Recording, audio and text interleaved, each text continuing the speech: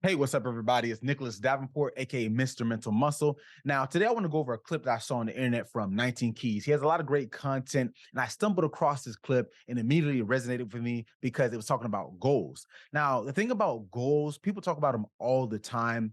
And what he said about them specifically, I wanted to break down from a different perspective since I'm in the mental performance, psychological field.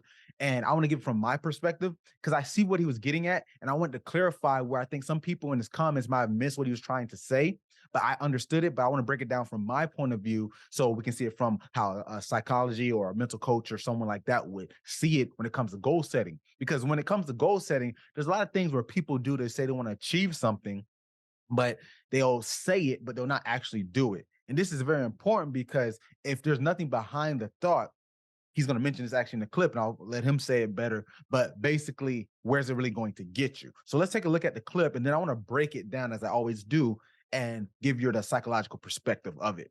I don't believe in goals, I believe in habits. Habits produce results, not goals. Goals are just ideas, right? Something that you may want. But if you a big girl or a big dude right now and you say, man, I want to be fit, but you don't have the habits of going to the gym, you don't have the habits of eating correct, you're never going to be fit. I don't care how much of a law of attraction secret book you read. I don't care how much you meditate. None of that matters. You will be obese forever. Same thing is like, don't have rich goals and poor habits, right?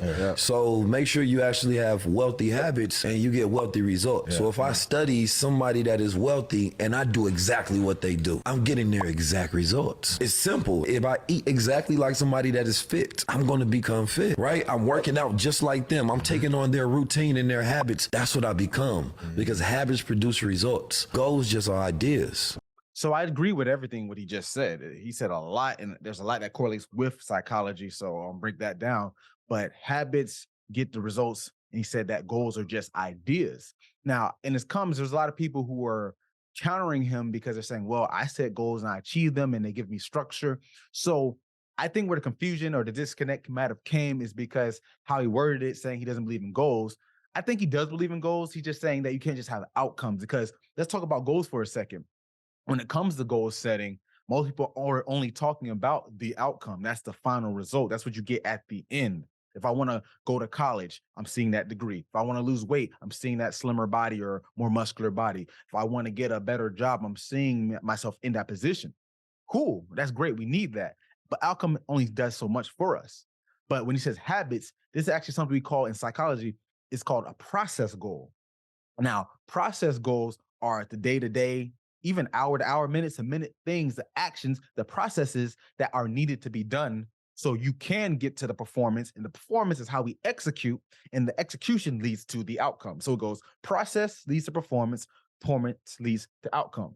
So goals are needed. It's just that he used the term habit, and I'm not the one to get in semantics. I think a lot of people in his comments were getting into the semantics of the term. He said, I don't believe in goals, I believe in habits, but he had the right notion. He knew what he meant. I get what he is saying. And he even went to framing it as doing what other people do. So that's another thing in psychology called social modeling.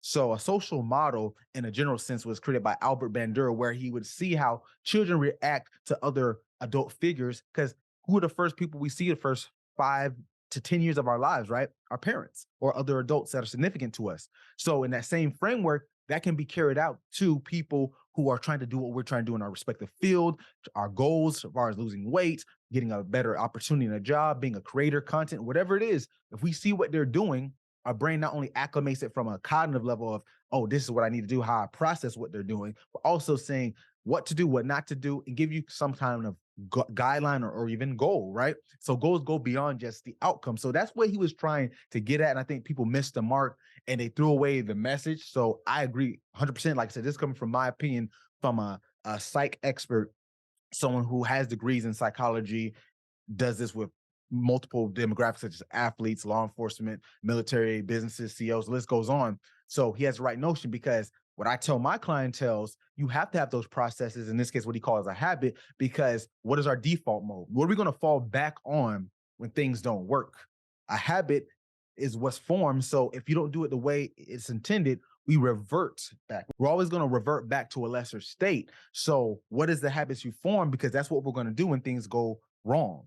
So that's what he's getting at. And I like that message because whenever I mess up, I know that my lesser trained self will be better than most people's higher trained self. And that's not a shot or anything, but that's why you have to forward those habits, to set those goals and then follow through with them, because they'll get you to the point where you need to be, because it's very rarely going to be a clear cut path. So that's why I get why he says he doesn't believe in goals, because a lot of times that outcome is never going to look or come when you want it, how you want it.